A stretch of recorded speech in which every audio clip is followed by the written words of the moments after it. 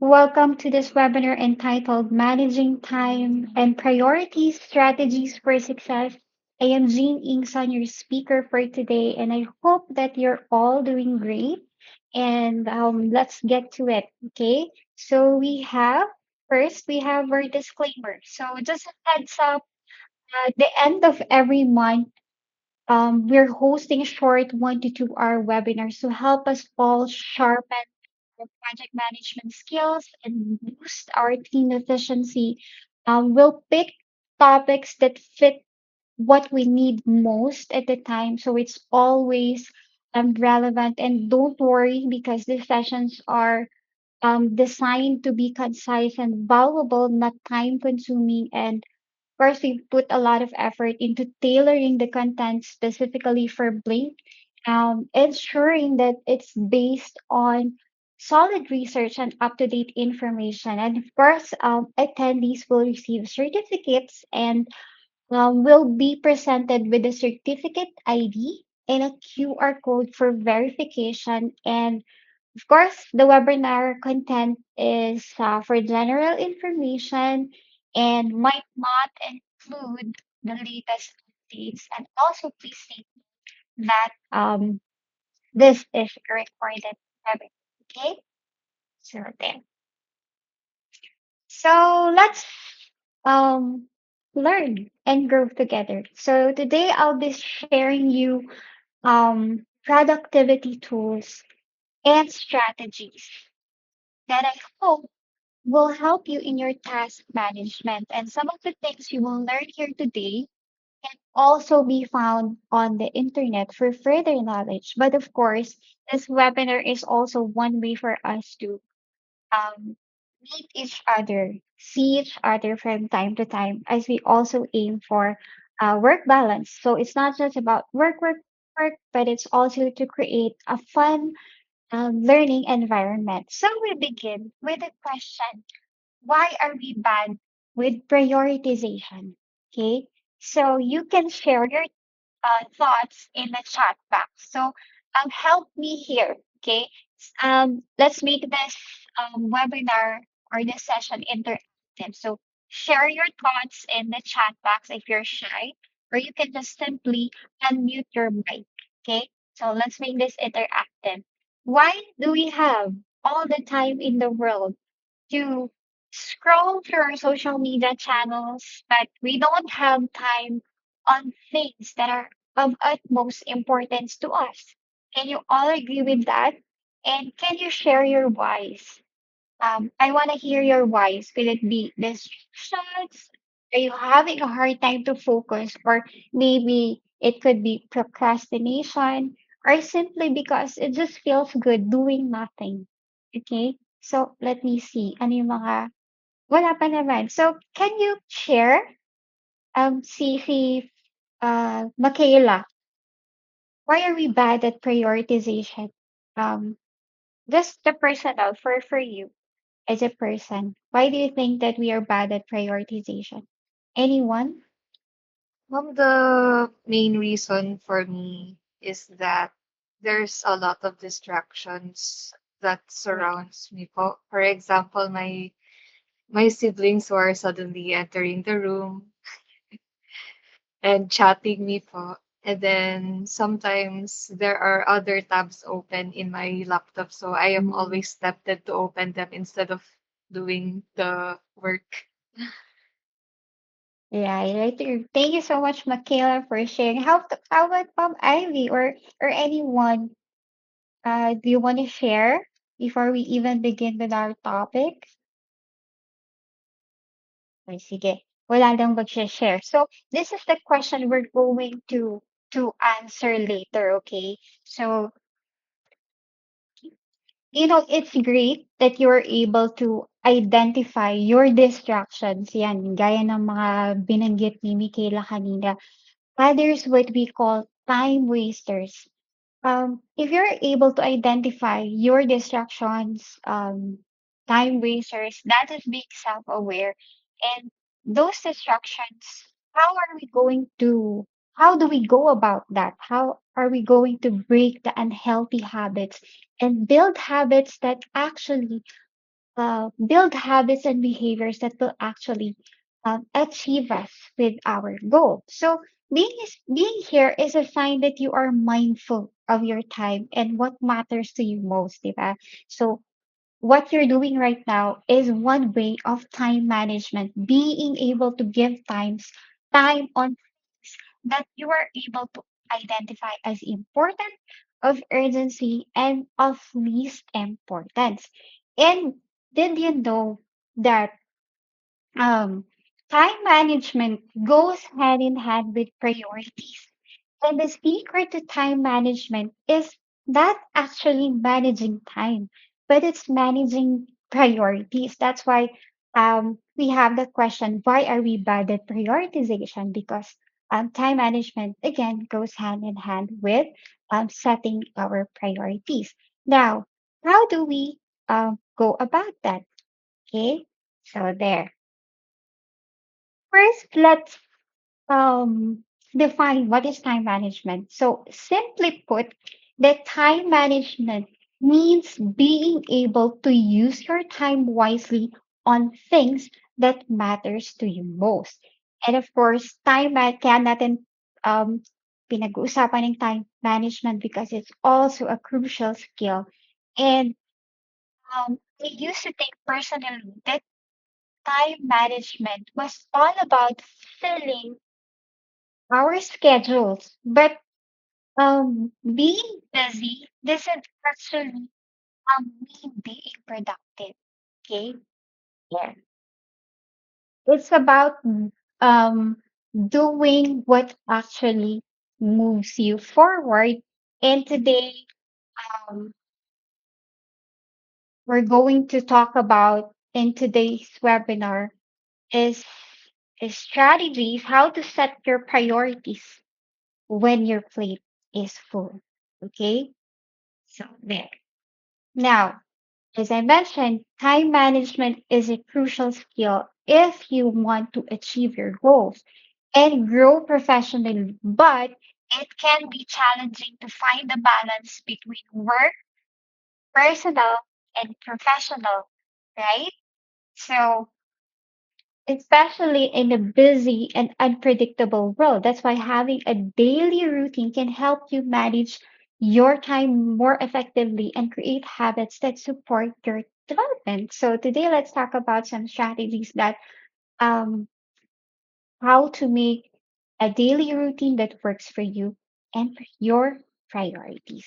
So first, is we have the Eisenhower matrix. I know that you've heard of this a lot of times. So the Eisenhower matrix is also known as the time management matrix. So it was developed by President Dwight Eisenhower, who used it to prioritize tasks as a U.S. Army general, as a NATO commander, and also the president.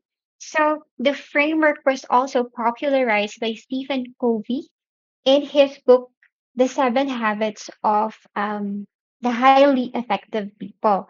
So the Eisenhower Matrix is being used in a wide range of organizations and a variety of situations, and it can help you prioritize your tasks, combat the mere urgency effect, which I'm going to talk about later on, and eliminate time wasters. So, um, when to use the Eisenhower matrix. So you should try the Eisenhower matrix if any of the following applies to you. So if you find yourself spending the whole day solving one problem after another, for example, when figuring out codes as a developer, so you're also busy, but it feels like your work doesn't make a big difference.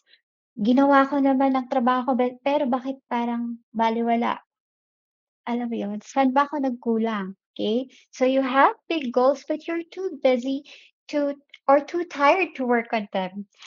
Ang daming kailangan gawin pero wala ako sa mood ngayon, eh, right? So you're also having a hard time delegating or even saying no to friends.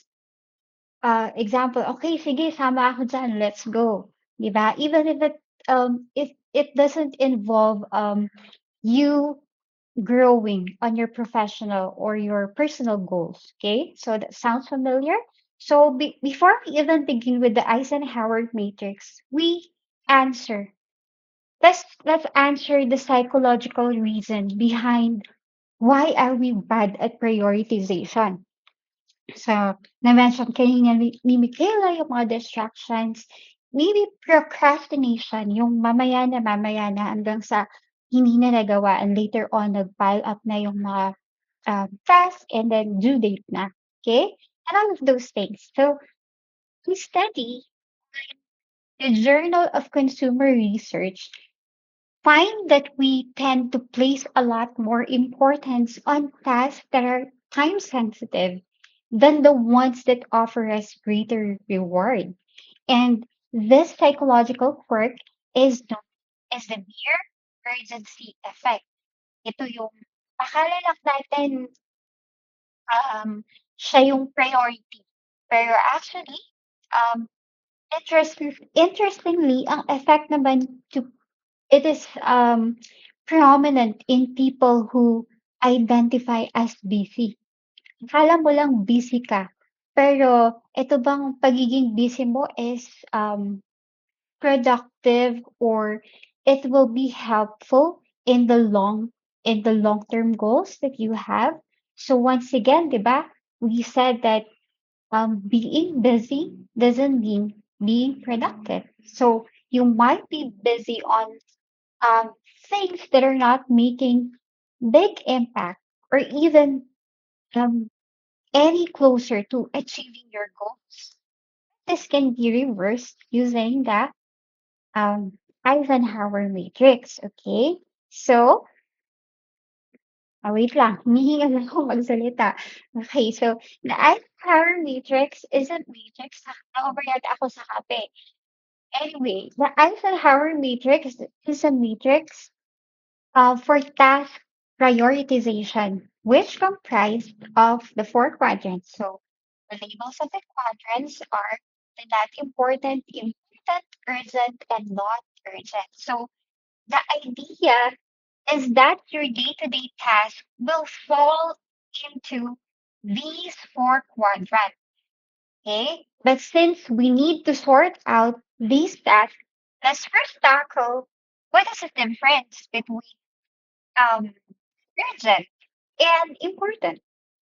So there, urgent means something needs your attention right away because of a deadline or immediate need. While on the other hand, important means something has a big impact or long-term value, even if it doesn't need to be done right now. So urgent tasks demand immediate action, while important tasks help you reach bigger goals. Okay? So let's take close closer look at this quadrant. So first we have the quadrant one, urgent and important tasks. These demand that you take action quickly. Okay? These often have deadlines and consequences and sometimes require a crisis mood. So for example, when your project is due, and has significant implications for your overall performance. Diba? So what else? Can also jot down your do it now here in um, um, quadrant one. But of course, be careful with spending too much time on the first quadrant because it can lead to stress, to burnout that quickly robs you of your energy. Okay, so now we move on to quadrant two. Okay, the not urgent but important tasks. So these are the ones that are going to help you achieve your goals, your long term goals. Now it's quite difficult to prioritize tasks in quadrant two because sometimes they might not have a deadline or even a due date. But these are the tasks that give you the most satisfaction in the work that you do. So some examples could be preparing your presentation ahead of time. Okay, so projects that you've been putting off, gradually making progress on lined up projects that doesn't have a due. And of course, that new course you've been putting also. Okay. I mean the course that you want to enroll. Okay. So learning new skills, could it be coding, writing, or public speaking, or enhancing existing ones that will benefit you in your career, but aren't tied to immediate deadlines. So quadrant two is the sweet spot for time management. And this is the place where you'll find um, you're not focused on problems like quadrant one, but you're actually more focused on opportunities and growth. And quadrant two is where you'll find most of your deep work. And the bonus for quadrant two is that if you focus on it, you're less likely to have tasks pop up as problems in your quadrant one. Because sometimes we procrastinate, di ba? And let our deadlines pile up later on. We get stressed out when it's due. And like, aren't we all guilty of procrastination? Yung mamaya na, sa the So, the key to quadrant two is stop thinking about it, schedule it. Okay.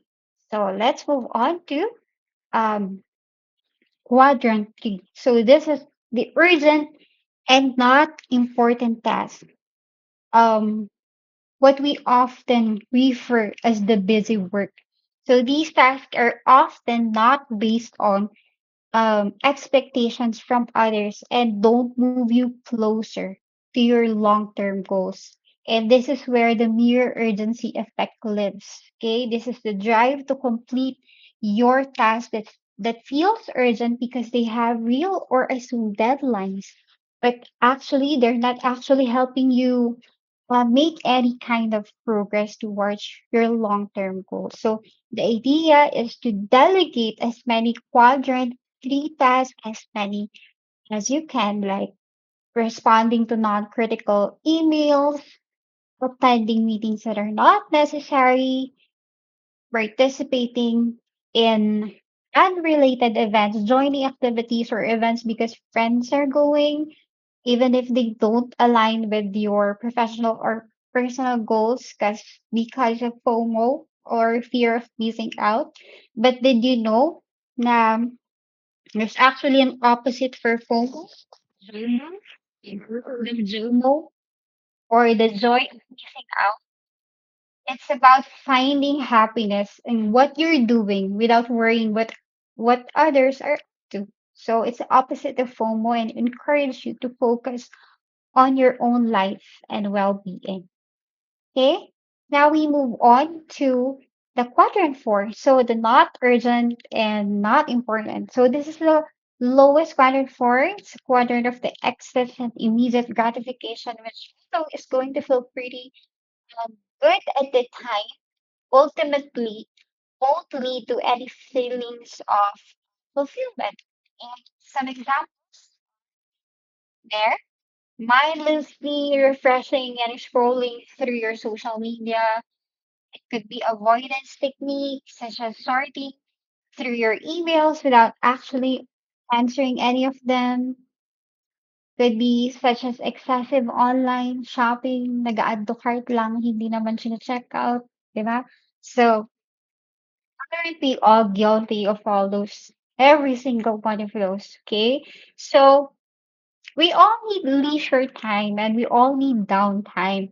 And some of these things actually feels like downtime, but if you're not intentional with them and you don't set clear boundaries, you can actually find yourself being drained of your energy and your passion for other things that you need to do in your life. So I hope that you recognize these habits so we can make conscious choices to focus on more fulfilling activities. So if you find the Eisenhower matrix interesting and will work for you and your objectives, you should try it. Okay. So there. Next we have the 333 method. So this is a productivity hack. It's a method of breaking down task into three sets of three.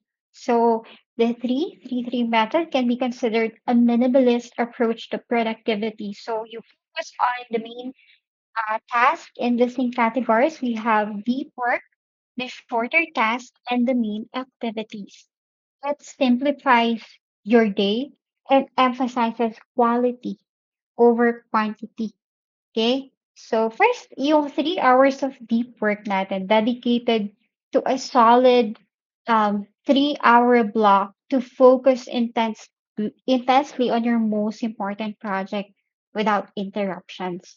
You also have the three urgent tasks. So after your deep work sessions, you tackle the three pressing tasks like crucial meetings, essential emails, or time sensitive to do. And of course, yung three maintenance tasks natin, Luel.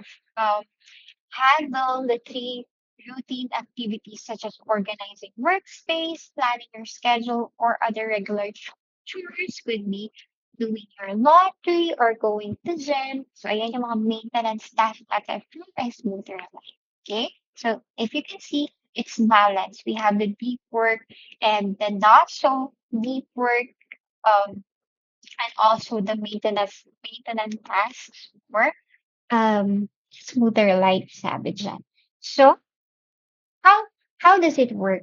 So you just choose and start your day by choosing three tasks that you want to accomplish.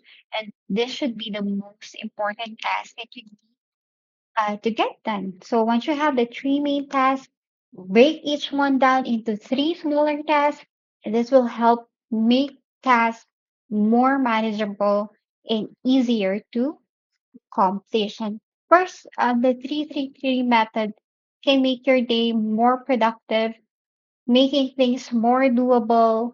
It increases your focus, it boosts your motivation, and improves time management. So this method encourages focusing on fewer tasks to accomplish more. Okay. So there. I hope you give it a try if you see that it can help you have a more productive day. Okay. So next we have time blocking. It's another productivity kasi diba sabi natin kanina, the secret to time management is not actually managing time, but managing your priorities. So um, these are the productivity techniques and tools that you need to learn. And later on, if you find it helpful, then you apply it in your day to day activity. So, time blocking is a productivity technique where you divide your day to day activities into focused blocks of times. Actually, this is one of my favorite time management tools. Each is dedicated to a specific task of group of tasks, I mean. And it's not like the traditional to-do list without specifying timing. So with time blocking, it assigns concrete slots to each task. And this approach not only provides a clear structure for the day, but also helps you reduce the feeling of endless list by creating a manageable and time-bound schedule. So ang key points lang palagi natin iisipin sa time blocking is you schedule it ahead of time. You prioritize tasks that at the start or at the beginning of the week pa lang you schedule ahead, identify what you'll accomplish and set time blocks for each task. And then time blocking specifically organizes tasks with distinct time slots and stay focused on a single task or related task within that period. Okay, so it's especially helpful also for regaining control over the day and managing multiple projects and dealing with frequent interruptions. So if you concentrate on one task at a time, time blocking helps build your focus and reduces your decision fatigue. Okay. So the key to time blocking to make time blocking work is to estimate your time realistically.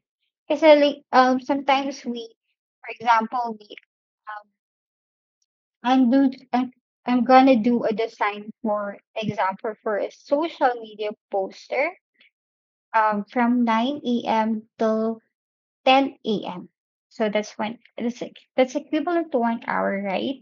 So if you set your time realistically, sometimes kulang pala yung 1 hour.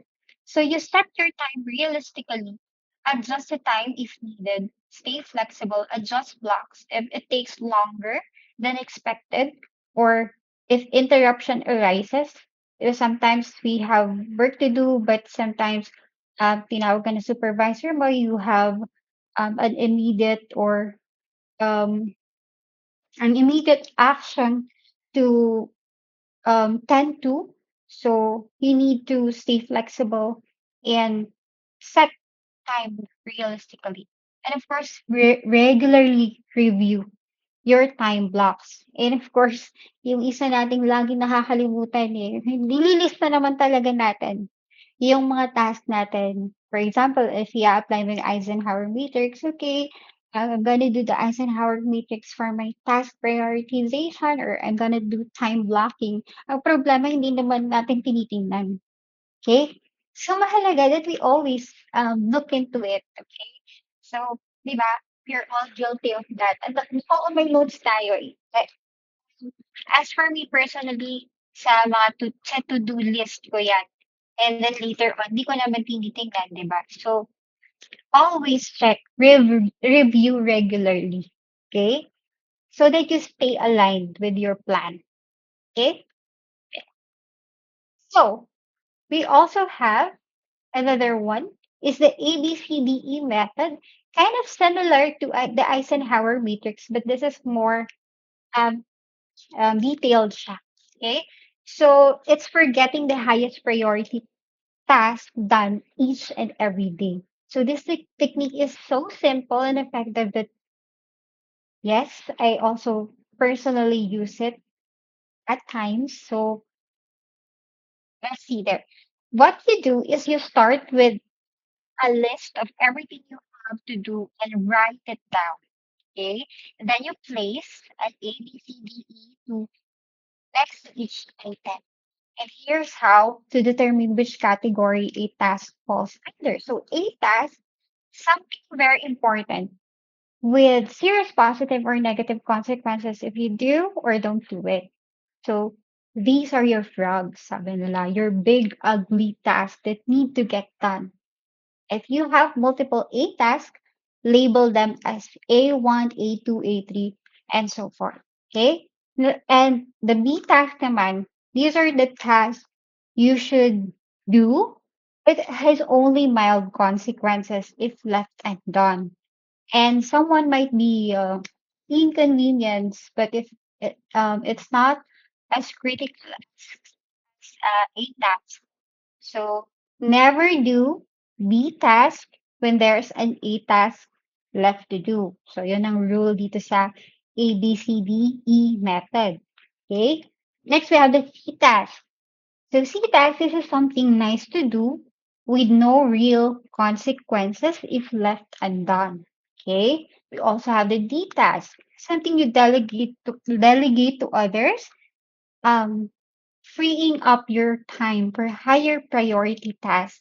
And then the E task, this can be eliminated without any impact, just like in the Eisenhower matrix. Um, why is this even in your list? It doesn't add value. So cut it out completely. Okay. So I hope that we understand the ABCDE method. Now let's move on to another one. So again, the Moscow method. So the Moscow method is an acronym for four categories of initiative: must have, should have, could have, and won't have. And it's widely used in project management to focus on what truly matters.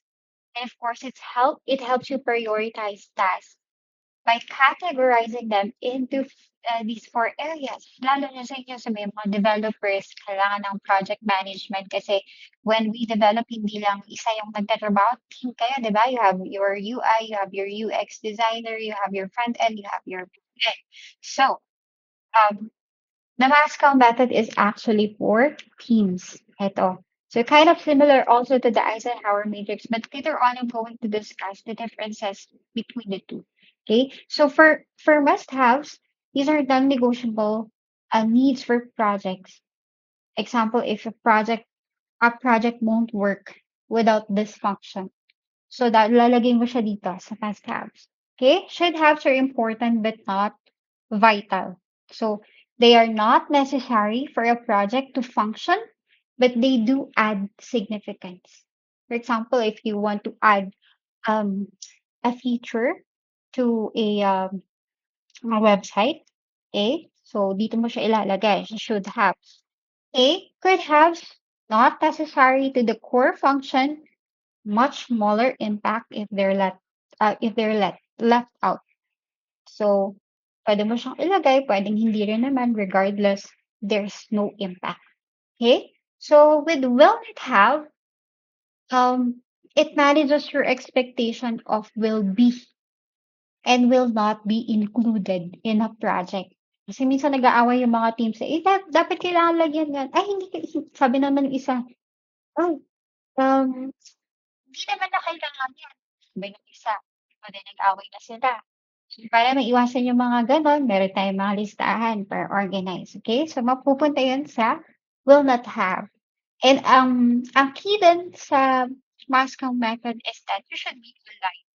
Kailangan kayong magkasing tungkol sa mga ilalagay sa 4 areas, okay? So, when to use the Moscow method? Sorry, when to use the Moscow method when managing projects, kaya sabi ko, with limited resources, tight deadlines, and competing priorities. So it is especially effective for product development and strategic planning. Okay, how to use it? So you just start listing all the tasks or requirements, then assign each to one of the 4 categories based on their importance and urgency. And of course, collaborate with your team to ensure alignment, just like what I said. So, the benefits of using the Moscow method is that it ensures clarity, alignment of priorities. It improves resource allocation and helps team focus on delivering essential outcomes without being overwhelmed by less critical tasks. So again, as I said, it looks kind of similar to the Eisenhower matrix, but it differ um, in terms of decision criteria, in terms of application and output. So with decision criteria, the Moscow method is prioritized based on necessity and value to the project or the outcome. Whereas the Eisenhower matrix prioritizes tasks based on urgency and importance to time management. Okay? Now, when it comes to application naman, si Moscow method is often, of course, used in group settings, in teams, okay? While the Eisenhower matrix is primarily used for individual task management and day-to-day decision making. And for the output naman, si Moscow is like a roadmap of your prioritize features and tasks aligned with project goals. While the Eisenhower matrix more of a to-do list with clear instructions what to do, schedule, delegate, and okay. So I hope we're also clear with the distinction between Moscow method and Eisenhower matrix. Now let's move on to the Kanban board. I know that you're familiar with this one. So a Kanban board is a visual project management tool designed to streamline workflow, which helps you um, track progress and stay top of your goals.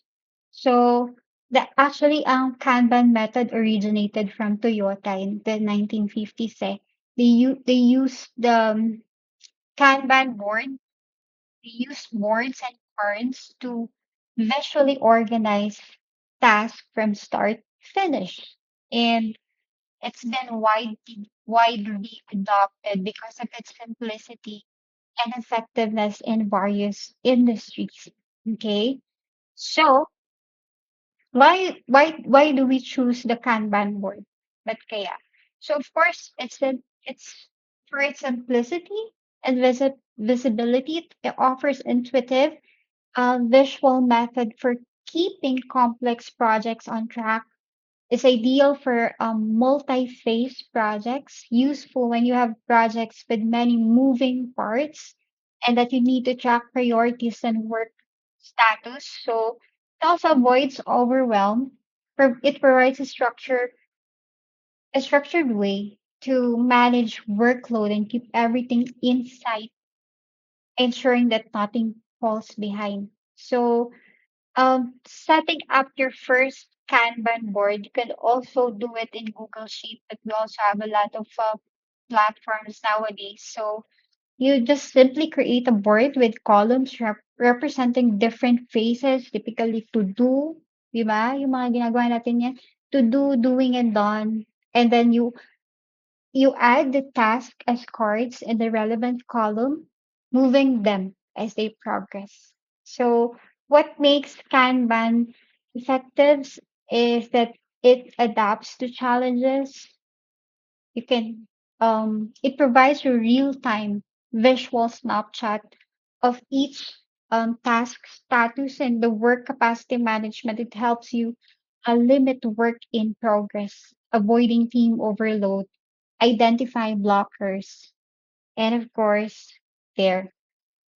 These are um, the 16 best Kanban software. So I know that you're familiar with this one. We have Monday.com, Trello, Asana, ClickUp, and all of those uh, platforms or tools that uses Kanban board.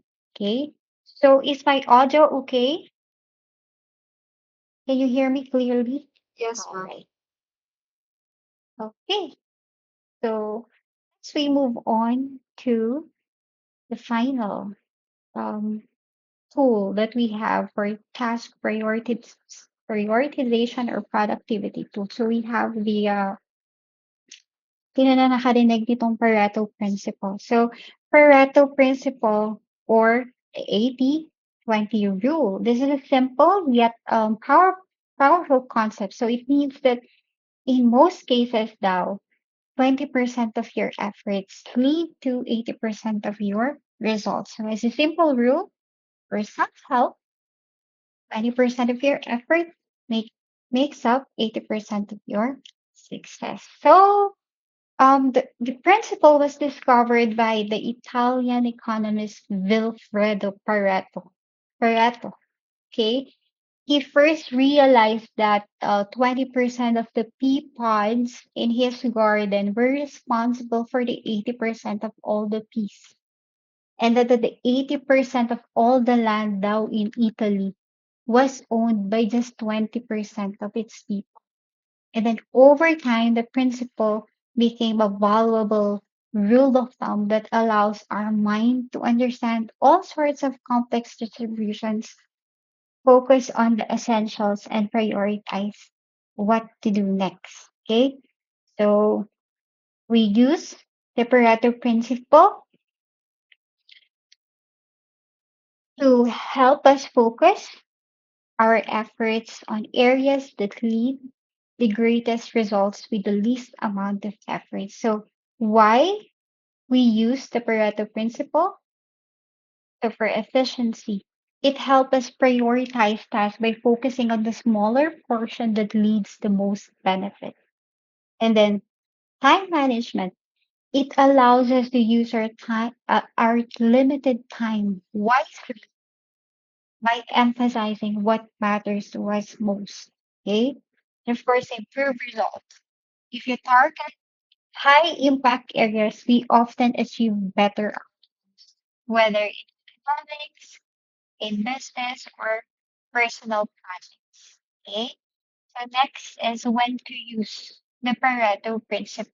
So If you're managing multiple tasks, when you're faced with many tasks, identify the critical few that have the most significant impact. Course, improving performance. If you want to boost results like your grades, for example, or productivity, prioritize the tasks that yield the highest volume. Okay? And in problem solving, when addressing issues like recurring errors or complaints, the principal can help identify the root causes that lead to the most of the problems. Okay? Ayan na naman si Google Meet. Ina-end na naman niya. Next is how to use the Pareto principle. So it says here that identify high impact areas. So list your tasks or areas of focus and determine which ones have the biggest impact. Okay? Prioritize the 20%. Allocate your time and resources to the most important tasks first, ensuring that they get the attention that they need. And limit the low impact tasks, cut down on less productive activities or delegate them if possible. Okay? Evaluate and adjust. Periodically reassess to ensure you're focused on the right 20% since priorities can change over time. Okay? So using the Pareto principle um, doesn't mean ignoring the 80%, but rather strategically investing your time and energy where you'll see the biggest return. Okay? So the key is to identify a crucial 20% and focus on what truly moves the needle. Instead of getting lost on the less important. Okay? So I hope na eto lang naman yung last na Pareto principles and sabi na naman ni Google Meet is nag na tayo. So I don't want to take much of your time. So something for you to think about. Okay? So, sabi dito you don't need more hours in the day, okay? You need to manage the ones that you already have better. So if you think about it, we all get the same 24 hours. But some people accomplish more, not because they work longer, but because they work smarter. So it's not about cramming in more tasks. It's, a, it's about prioritizing the right ones. So instead of wishing for extra time, oh, sana marami akong time, why not let's figure out how to use the time that we've got more effectively in our work and our projects. So I hope na yung mga strategies na pag-usapan natin, I hope that you can apply all the things that you learned today. I hope that you learned something.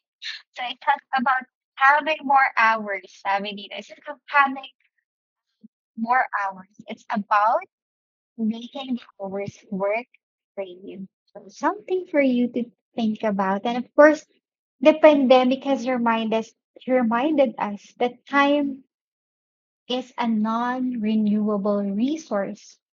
Okay? We only have one life, and once it's consumed, it cannot be rewind. No second chances, no going back. And of course, many have lost their loved ones, diba, during the pandemic, and they wish that they spent more time with them. And now, it's not just for families.